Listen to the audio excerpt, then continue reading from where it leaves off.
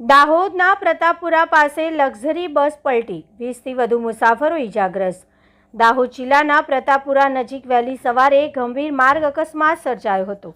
ઉજ્જૈનથી ગોધરા તરફ જઈ રહેલી ખાનગી લક્ઝરી બસના ચાલકે સ્ટીયરિંગ પરથી કાબુ ગુમાવતા બસ રસ્તાની બાજુમાં આવેલા ઊંડા ખાડામાં પલટી ખાઈ ગઈ હતી।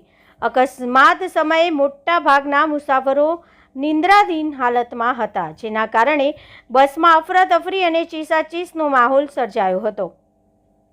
પ્રાથમિક માહિતી મુજબ બસમાં અંદાજિત 20થી વધુ મુસાફરો સવાર હતા અને તમામને નાની મોટી ઈજાઓ પહોંચી હતી। ઘટનાની જાણ થતાં 108 એમ્બ્યુલન્સ અને સ્થાનિક લોકો તાત્કાલિક મદદ માટે દોડી આવ્યા હતા।